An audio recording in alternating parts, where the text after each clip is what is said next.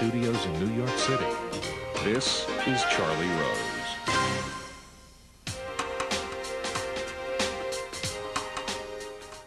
Chess Grandmaster Magnus Carlsen is here. He has been called the Mozart of the game. The 22-year-old Norwegian is the highest-rated player in the world.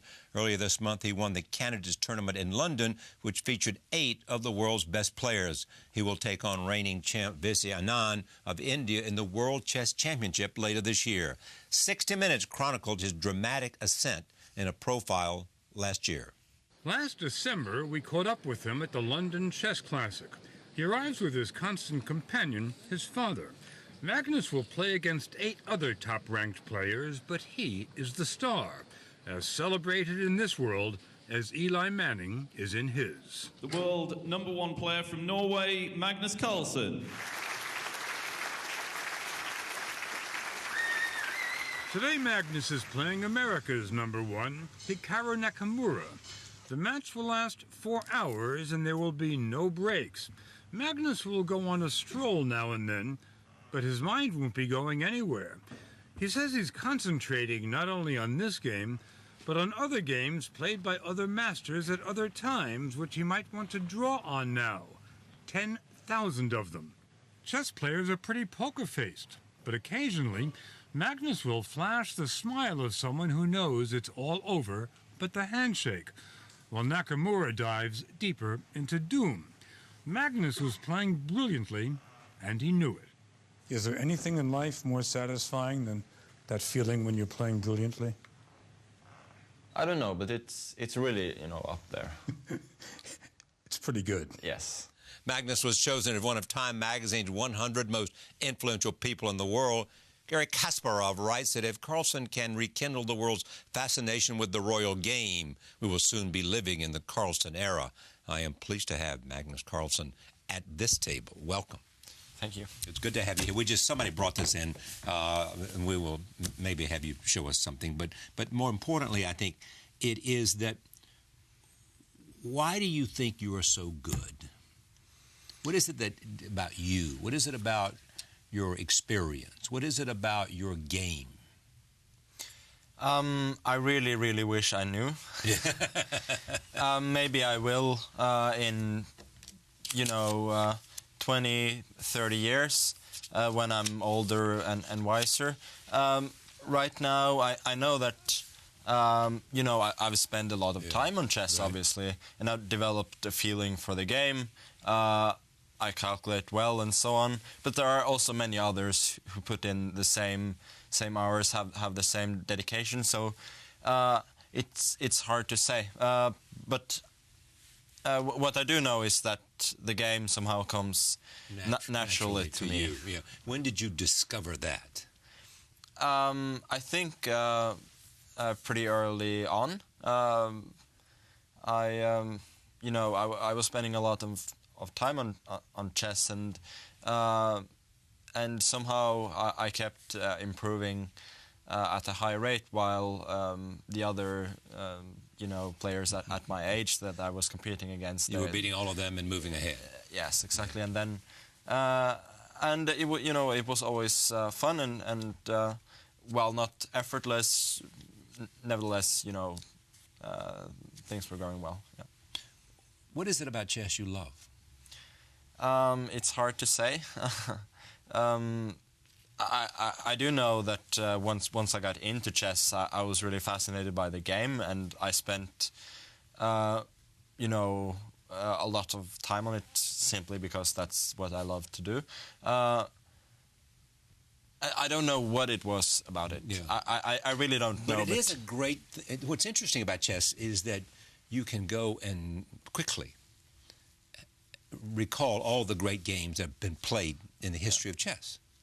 Yeah, that's the great thing about chess, that there are other changing circumstances, but it's always the same. So we can always, although the possibilities are endless, you can always write it down, and the games will be preserved for eternity, both for learning and other. When you put purposes. Your hand on the piece. Yes. I mean, what do you feel? And as you think about the move you're about to make, I mean, does it feel more than just moving a piece of wood, or does it feel, in a sense, like you're a general in a battlefield, you know, and you are making a strategic choice? Yeah, I mean, I don't know. I think one thing is you can really tell from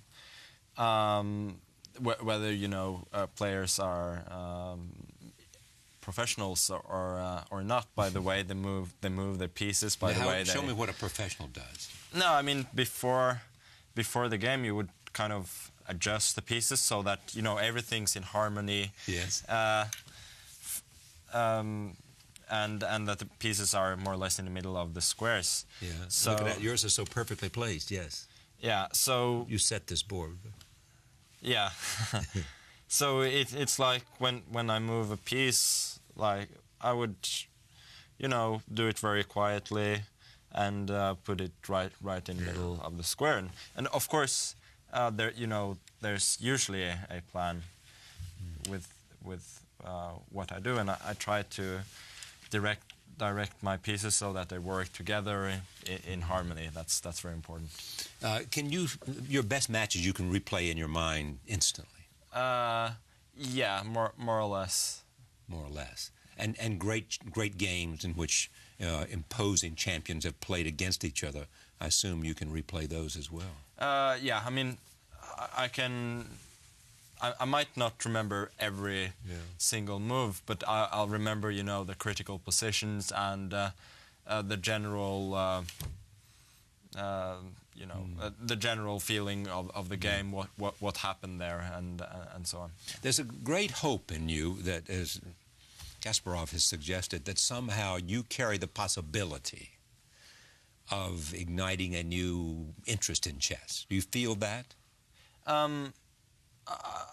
I don't know, but I think it's a very exciting prospect because I mean, I wasn't around for the Bobby Fischer era, but boy, it was intense. Yeah, I mean, if I could, you know, be part of something, you know, even remotely similar to that, that would be great. So what I'm trying to do is just you know, play well and try to inspire people as much as I can. The Guardian said about you, his style is harmonious, uniquely versatile, and backed up by a fierce will to win. That resonates with you?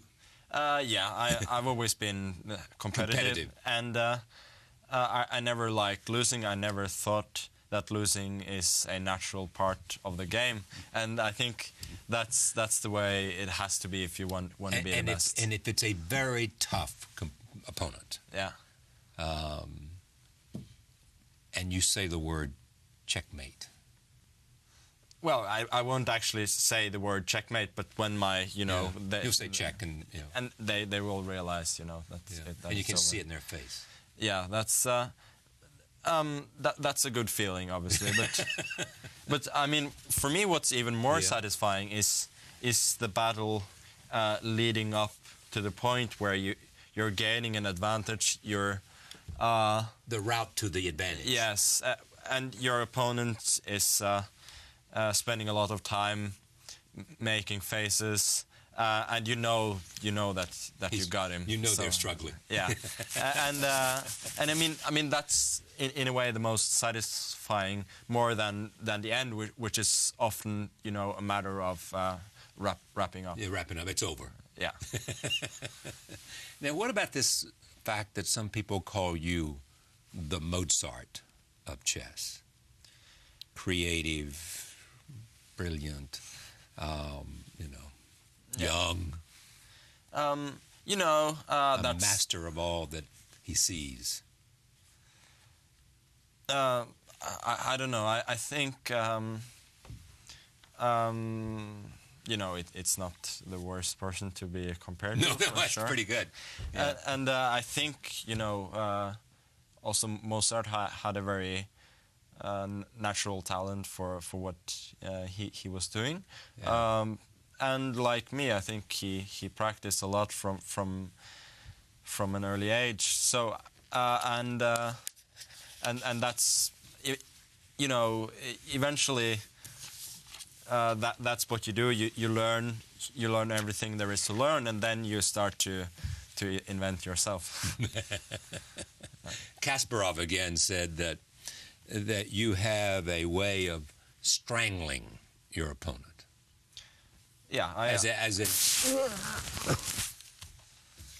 no, it's you know, that's very satisfying to me when your plan is working. It might not be, you know, immediately decisive, but you're just piling up the threats. Yeah, you can feel it. Yeah, you can feel it, and that's you know, that's the way I like to play, and that's the way I try to play. Yeah. Here's what's interesting to me too. Your world is within these boundaries. Yes. This is where your world is. Well, that's you know what I do. Yeah. That's what you do. Yeah. And the question is, how long can you do it? Because you've said a very interesting thing. You know, when you cannot play at a certain level, you will not want to play. I mean, that's my feeling right now anyway. So I think that I will play until I start, you know, I lose motivation, and that's very important to me. And I think if I come to a point where I feel that I cannot perform, you know, at a very high level anymore, that won't be fun or interesting. Yeah, or anything else. it will do something with motivation. Yeah, so. it'll do motivation. So, can you, and if you can, how, take the game to another level? You know, do you have the capacity to create moves, to do things on a chessboard that have not been done before? I don't know. I mean, I have already done that. No, but I have the utmost respect for the masters of the past, and they've uncovered many of the secrets in chess. So I think for me, my main task is just to try and make slight improvements on that, you know, to amass all the knowledge and try to all the time use that and improve a little bit. So I don't know yet if I'll be able to do something revolutionary about the game. But that would be a grand ambition, wouldn't it? It would, and it's not an ambition I have yet. As for now, I'm, you know, satisfied just trying to move it a little bit ahead in small steps, and I think that would be a great thing as well. How will you prepare for Anand? I don't know, because I think a lot of the things that I'm doing right now are working out. I think that's fair to say. Yes, so it is. I'll try not to just continue what you're doing and extend yeah, it. and make some small improvements, be a little bit sharper in the openings, be a little bit better physically prepared, be a little bit better at everything, and try also not to over-focus on preparation. Just you'll know him like everything about him. You'll know. You'll know where you're inside his head. Yeah. No, I mean, I think he will do. You know, he will do the same. The only difference is that it won't be enough. He does not have enough to beat you. I mean, that's my belief that I can beat anyone, and otherwise there wouldn't be any point in me playing the match. You believe? How long will it take you to beat him? You know, I think the length of the match will probably be 12 games. Yeah. So it's first to 6.5 points. So if I get there in the end, I'm going to be very happy, no matter how long it takes. Show me, and just the magic of the game. There's lots of talk about an opening. Yeah. You know, let's assume that I play a little bit of chess, but talk to me about the significance of the opening, and because they're classical openings that carry the names of great chess masters. Mm-hmm. No, I think you know, in the opening, it's important to. I mean, with the modern computer age, there are some new ideas and such, but the principles are basically the same. That in the opening you should try to control as many of the central squares as possible, because from the center you can more easily maneuver to either side. And so chess is about owning the center? Yeah, I mean, most of the time it is. Like, you know, in a battlefield, if you can see from to each side, you can control everything more easily. While if you're stuck on a flank, you're much more vulnerable. Do you read beyond chess? Do you read history of Napoleon, history of great battles? Does that have any fascination for you? Yeah, I did read when I was probably 8-9 years old. I read a lot about Napoleon, but maybe not for so much for chess strategy as just I thought it was an interesting dude. Yeah. I mean, whatever he did, I mean, was obviously not cool, but an interesting figure in history. Absolutely. Now you have on your jacket there, VG here, Arctic here, Simonson there. Yes. Are you a walking, talking, advertising machine? No, it's just you know, these are my sponsors, and I'm proud to be involved with them, and you know, I think chess doesn't have that many corporate sponsors, and for there to be a good circuit of tournaments, world champions, and so on, we need corporate sponsors. So that's good. Yes, yes. I mean, you really are carrying. I mean, the Carlsen era, in fact, will be here if, in fact, you are able to do all the things that people expect you to be able to do. So the idea of getting ready for a match, you know, as confident as you are, do you play with? I mean, will Kasparov add to that preparation? Or has he already done what he can do to make you as good as you are? I mean, I will certainly ask Gary for advice, and actually I already have, and because he has such great experience, and because he's pretty good. Yeah, and of course he's such a wonderful player as well. Yeah. So, but I asked you to name the greatest players in the world, and you didn't name him. No, but you asked me to as I saw it, to name the most naturally talented players. That's okay, fair enough. That's a very nice. You know, one for you. For the greatest players of all time, there's no doubt in my mind that Gary is the best.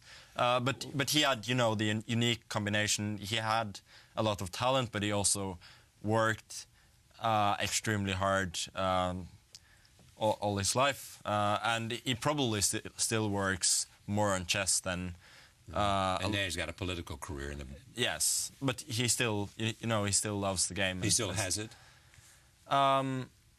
It's been a few years since I've played with him, but I can tell you that 5 years after he retired, he was still, you know, damn strong. Yeah. So, at what point could you take him?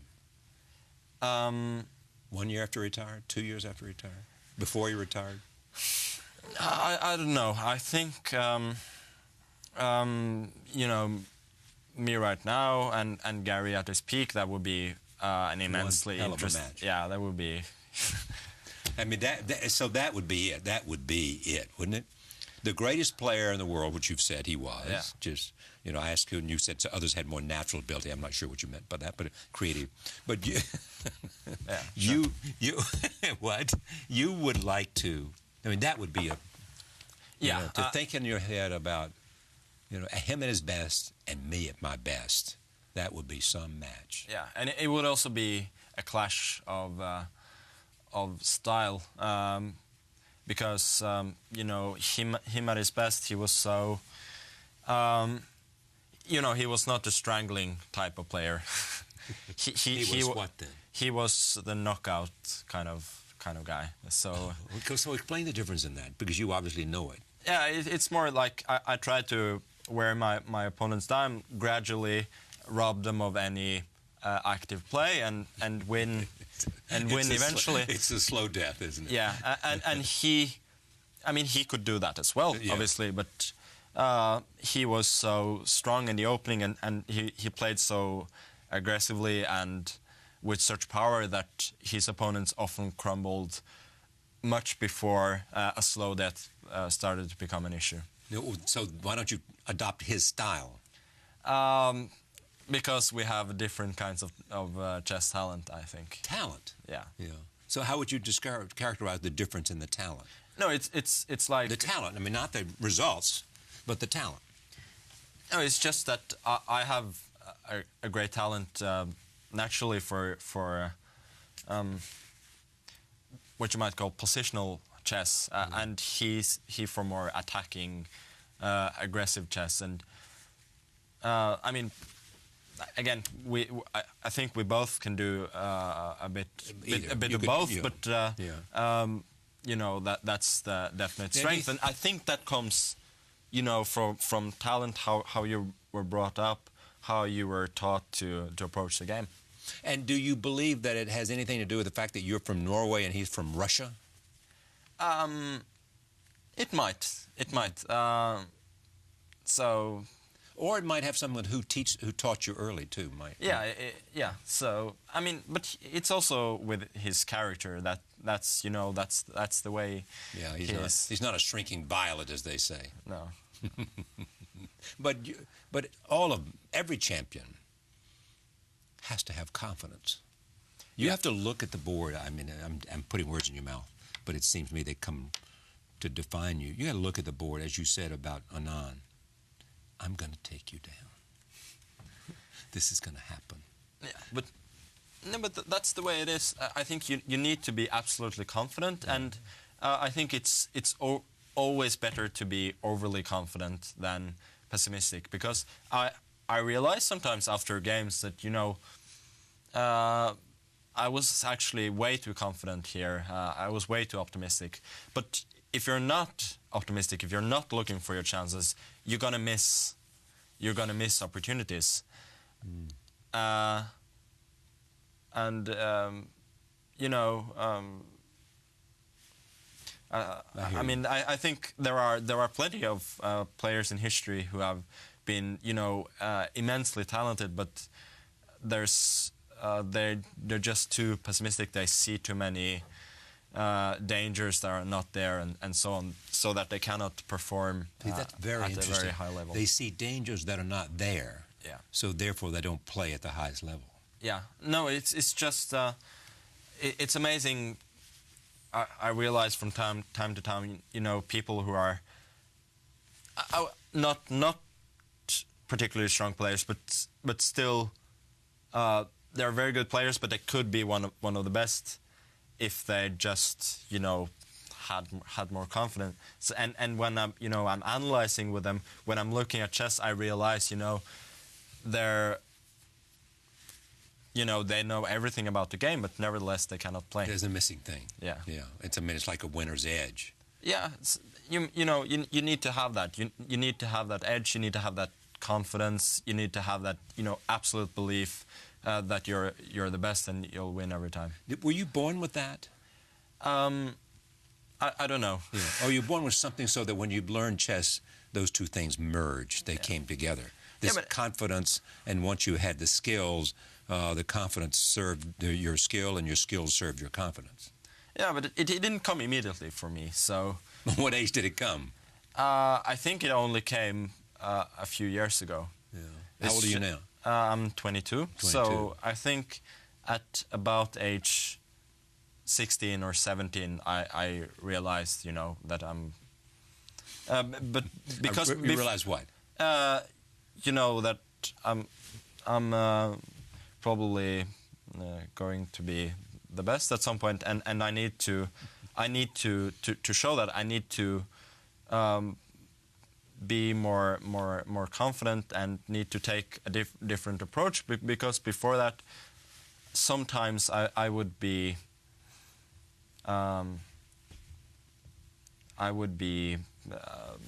too pessimistic, like I was describing the other people. Yeah.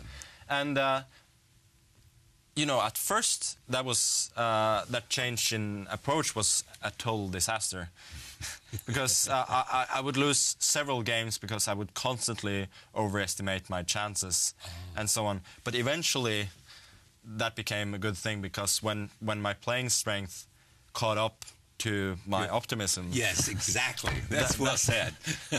Then that was it. Yeah. That was it. Yeah. I mean, I love the idea that at 16, you knew that you were going to be the world champion. I didn't know, but I had a good idea. Yeah.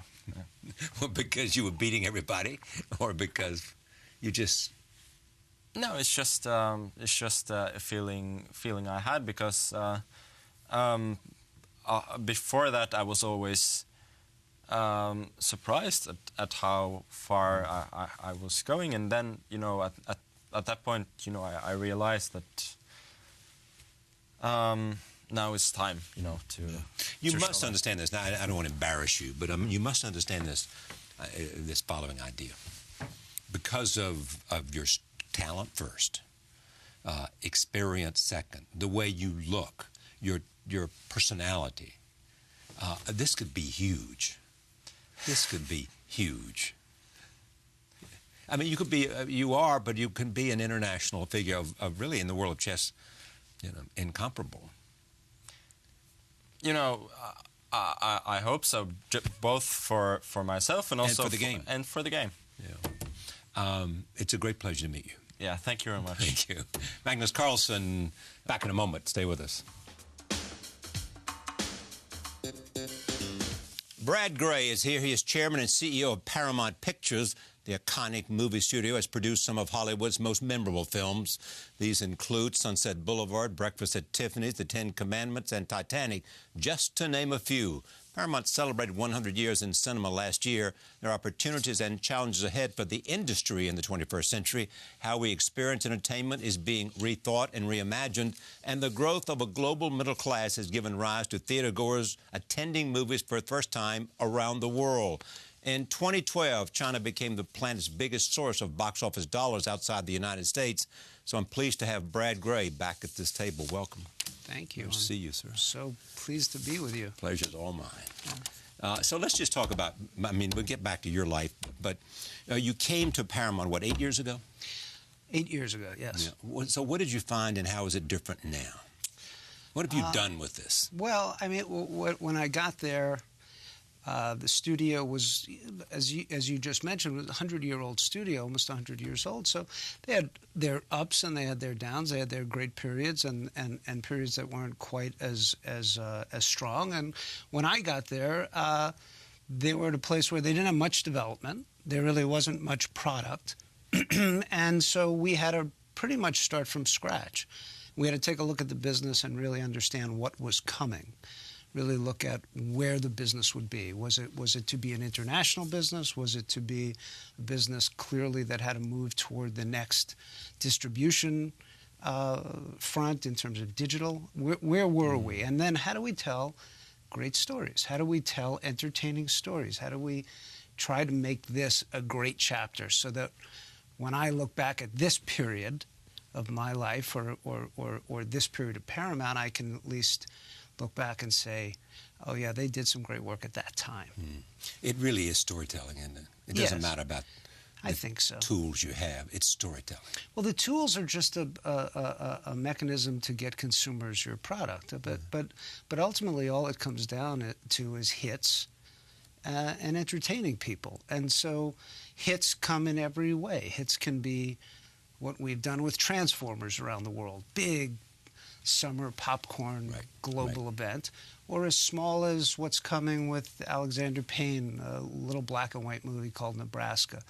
But great for what they are, great quality, and if you can find your way to hits, all the rest will come. All the rest of the talk, the noise about how are we all going to see your product, what's the next window. I mean, all of that can be sorted out.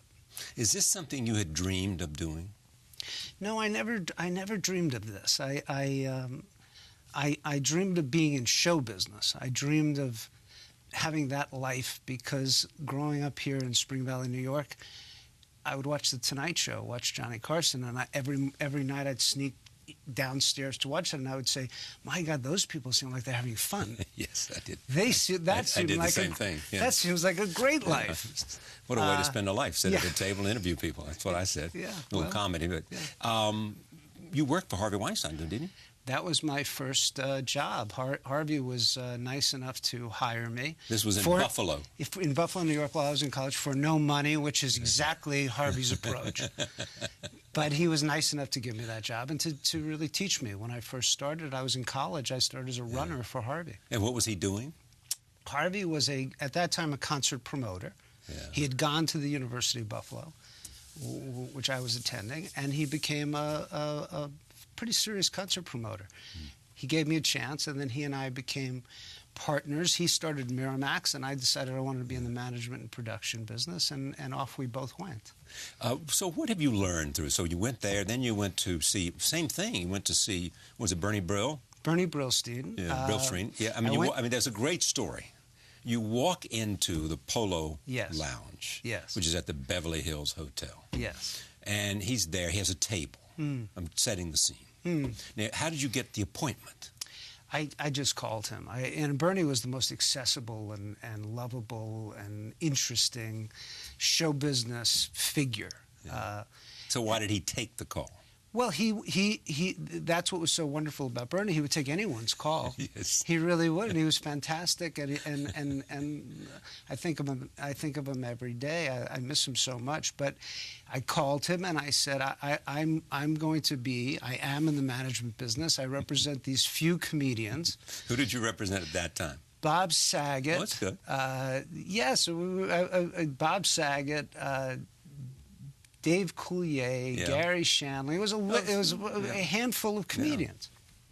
Yeah. And I said, if you gave me a chance, I think I could help you build your company. And I assumed he would say, "It's very sweet of you, kid. Get out." You know. Yes, I've heard that story before. But he didn't. He said, "I think that's a great idea." And he hired me immediately. Oh, at the lunch. At the breakfast. Breakfast. Yeah. Hired you. Hired me.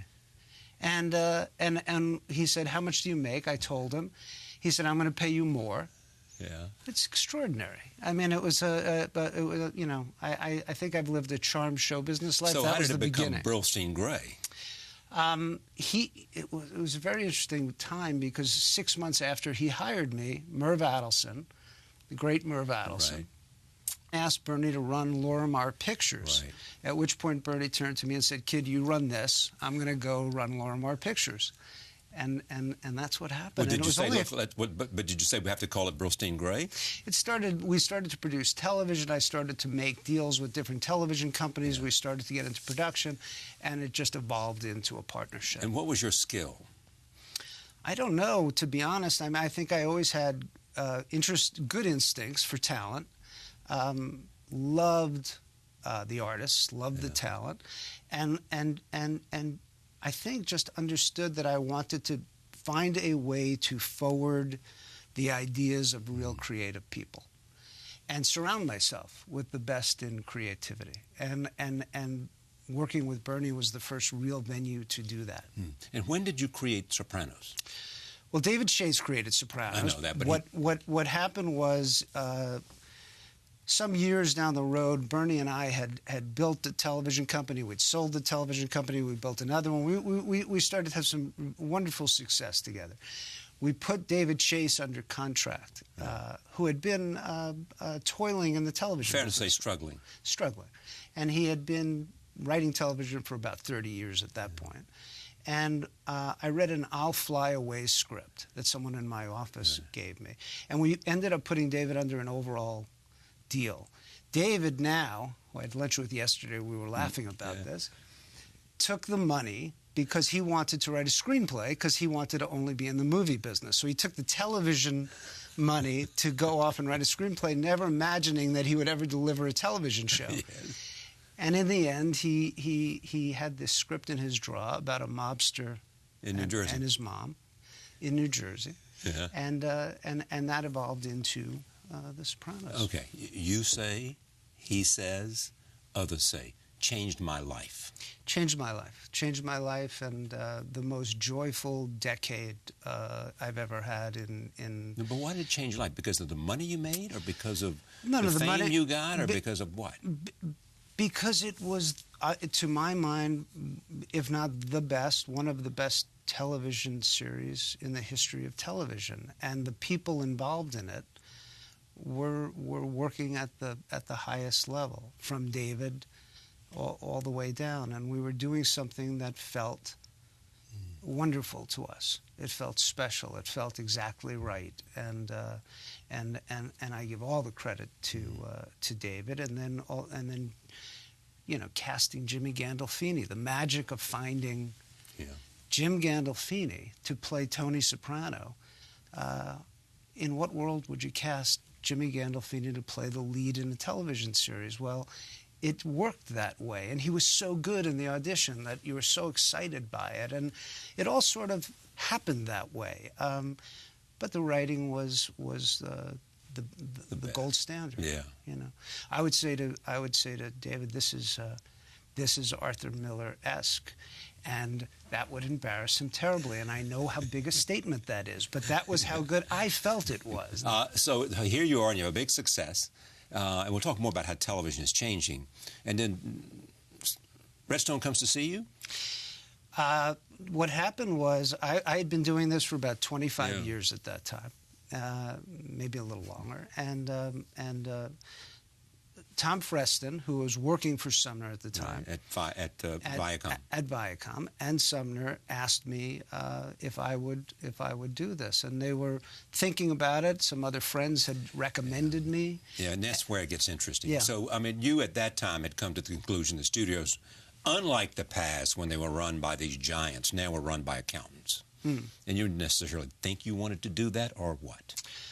No, I thought it was incredibly romantic at that time in my life to work at Paramount Pictures. The heritage of Paramount, the legacy of Paramount, pictures that they made, having done, having built a management production company and having produced what I thought were some of the greatest television shows, I was just onto producing movies myself. So what had happened was I just produced Charlie and the Chocolate Factory with the late great Dick Zanuck in London, and we were just in the midst of shooting The Departed with Marty Scorsese, as you know, and it was wonderful. But what happened to me was I realized that in the movie business and in show business, but if you really look at the movie industry, the power resides with the chairman of the studio. The director. The man that can greenlight the movie. Yeah.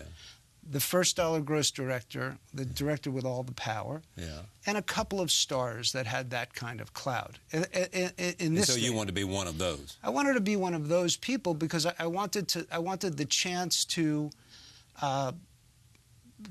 be a principal. I really wanted the chance to be a principal and to try to build something that I thought was a great substance. And I thought Paramount Pictures, with all of the folks that worked there and all of the history, the history of the company, I thought that was something that just was kind of an opportunity of a lifetime. And I cherish the opportunity. I'm honored by the opportunity, and I love the opportunity. And 8 years later, now that I really have some sense of the rhythm of running a motion picture studio, and now that there's a team there that's frankly better than I am, the folks that I work with, which is always the key. Surround yourself with people far brighter than you are. It wasn't that hard for me, but I was able to do that, and it's a joy. It's fantastic. It's a great job, and I'm privileged to have it. Did you think, oh God, here's a chance for me to be the legend of Hollywood with Lou Wasserman? I can do what Lou did, come from being a talent agent to running a studio. Universal he ran. Yeah, Lou Wasserman, of course, is someone that I had extraordinary admiration for, and elegance and style and extraordinary every area. But I went to my Lou story is I went to see Lou Wasserman toward the end of my career in the management and production business, and Lou, because he at some point had to divest himself of one. The government made him divest himself of one. I went to see him and asked him his advice for the future. And I'll never forget it. It was sitting with Lou Wasserman, and the table was bare, as we've all read about, and he's sitting there, and it's Mr. Wasserman, and I say, here's what I've done, and he kind of knew everything I did, which I was so complimented by. And I said, what do you think? He said, well, you're going to have to choose. He said, you're going to have to choose. Do you want to be in production, or do you want to be in the representation business? Because you have to pick one or the other. That's a no-brainer for you. Yeah, it was. Well, I had done the representation. I had been in the representation business and loved the representation business, but it was time for me to try something new. I really believe it's the same job, actually. Really? You know, for me, it's only my relationship with talent. It's only my access to talent. It's only my comfort or their comfort that leads to great things. So now you sound like Steve Ross. Well, but that's what it is. In one sense, it's really the same job. It's working with the greatest in talent. This time, I get the privilege of paying them. So, you sign the check. But well, for the shareholders and for Sumner and Philippe Damon. Okay, but that's really what it is. It's talent. Okay, so then what happened? You had within Paramount, you're there, you're the CEO, the great Steven Spielberg. Yeah. The great Martin Scorsese. You had there so many people. And then the thing with DreamWorks didn't work out. Yeah. You and David couldn't, get along? I think that my regard for David Geffen is extremely high. I think that David Geffen is one of the greatest, not only showmen, but one of the greatest businessmen that have ever. Then why couldn't you make it work at Paramount? I can't really give you a great answer for that, other than the fact that when we bought DreamWorks, we made what we thought was a great deal. We had, as I said in the beginning of this conversation, we really had no development. Right. So you were buying development. So we were trying to jumpstart the company. At that time, we needed development. And the idea was that in 5 years, we would be able to develop all of our own over those years. So we really wouldn't need to go buy. And you'd have Steven Spielberg. We'd have Steven, and we'd have the distribution of DWA and the brains of David Geffen. And the brains of David and the artistry of Steven. It's extraordinary. Yeah. And so the deal made complete sense to us. I have only great things to say. I know that, and I'm not trying to get you to criticize anybody, but I want you to tell me why you couldn't make it work. What's the problem here? I can't tell you, other than the fact that in life, you really don't know. I can't tell you exactly what it was. I can only say that in life, when you have the greatest expectations and you try to do things the right way, it doesn't always work out. But I'm pleased to say that Paramount's in fantastic shape, and I know, and I'm very sure that DreamWorks probably feels the same in their areas, and I only wish them well. And Steven is now producing Transformers with us, right. and I've had the privilege of making quite a few movies with Steven, and I plan to make many more. So, when you see the movie business today, what are the opportunities and what are the challenges?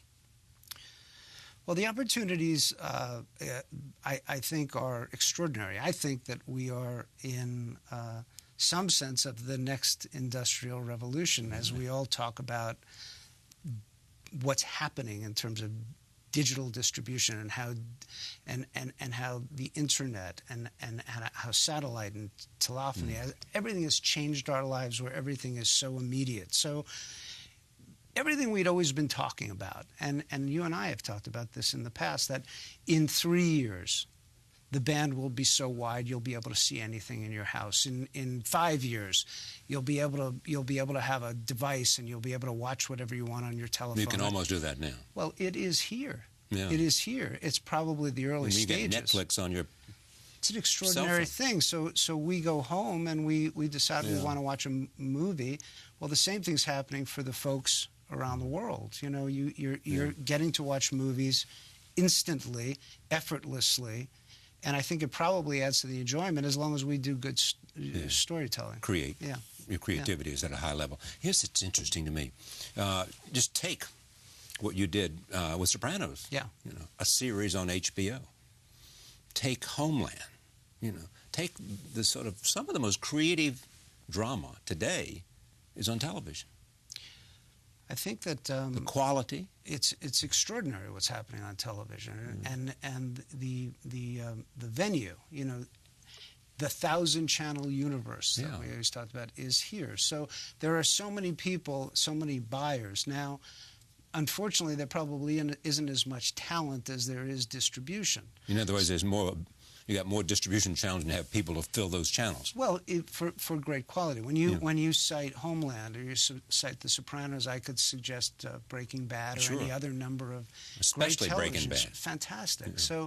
So the opportunity is so great now because there are so many places for so much pipe for us. Here's what I love about it. It means that you can look at your story and see how to tell it best. Is it a series? Is it a motion picture? Is it something else?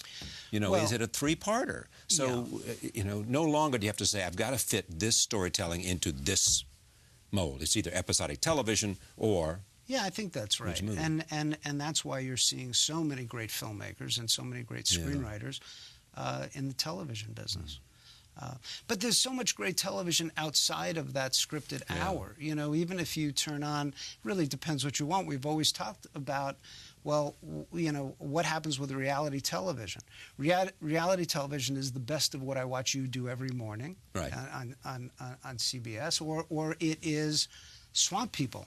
Yes. Okay. It is. We're often compared. It is. I've thought about that. No, but it is the best of reality, like and there's interesting, great reality television. So many places to sell it in addition to this scripted fare.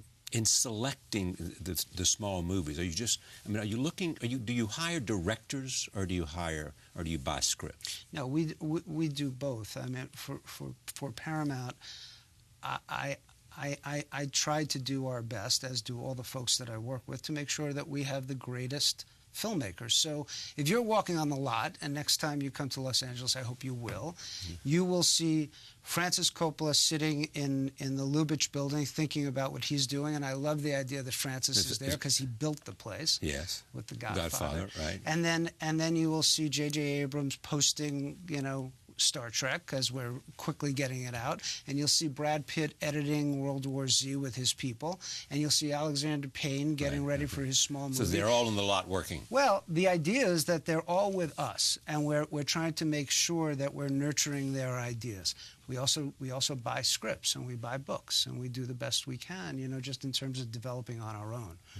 But I think it's just about, you know, taking a look at the best in talent, trying to find material that they're interested in, and then working together to make it everything that it can be. Do you have somebody you desperately want to work for you? That I desperately want to either work an for actor or a director. You know, I've been very fortunate. I you know, there's nobody that I can think of that I can say I'm desperate to work with. I'm desperate to work with all of them. You know, the next picture that we're working on, it's the first time. Which is very, very exciting to me, is we're making Chris Nolan's next movie. Chris Nolan made Batman, and Chris Nolan has made some of our greatest big sci-fi pictures, right? Yeah. But he's making a picture for us called Interstellar, and that'll be out for 2014. It's a big movie. Very big, and interesting, and he's an artist. So what's the biggest threat to the movie business as you know it? Well, I mean, I think that there's the constant of piracy. You know, piracy is an issue, and the good news now is I think we're on a path where we're working and collaborating, Silicon Valley and certainly the biggest search engines in the world, and trying to sort out how we handle this together to make sure that our artists and the studios and all the people, all the thousands and thousands and thousands of people that work are able to be legitimately paid, and they're not the product isn't being stolen. It's a huge. I think it's a very big issue. The other big issue is always the same, and we've touched on this. It's simply are we doing everything we can do to tell the story in the most compelling way? Are we really making the decisions, the right decisions, to try to entertain people around the world? And that's that can keep you up, because you can second guess any of these decisions. But that's just the business. And it's all obvious. Things that seem obvious turn out not to be so. You think this is great, I believe in this, and for some reason, the public doesn't buy it. Well, we're mostly wrong. Every once in a while, we're right. It's like baseball. Yeah, we're mostly wrong, and we keep going. But when you make one of these pictures, any one department, as you just said, any one miss can throw off the alchemy of the project. When you greenlight a movie, yeah, you have the right director, you got the right star, you got the right script, you're satisfied. And they go out and make a movie that you seem to like, and the public doesn't. Can you figure out why, or is it still just inexplicable? I think most of the time it's explicable. You miss. Yeah, I know that. It's not everything that you'd hope it But that's a metric. You've got to understand. Is there a lesson to be learned why this didn't do? I think there are always lessons to be learned. And so what we do is, the cost structure in terms of really running Paramount as a business matters to me, matters to all of us. So we look at what it costs. But what happens, to your point, is after we make a movie, we see what the environment is, what's happening in the business, and we'll do what we call a post-greenlight meeting. And we'll sit there and we'll talk about the movie as it's come out, as we've seen it before it's come out, but as it's been produced. And then we will look at what we're spending and what markets and really how to best handle that movie based on the results that we've gotten. But the magic of whether the picture works, whether it's everything we'd hoped it could be, inexplicable. But on Friday night. Unfortunately, by Friday afternoon, you have a stomachache until Sunday.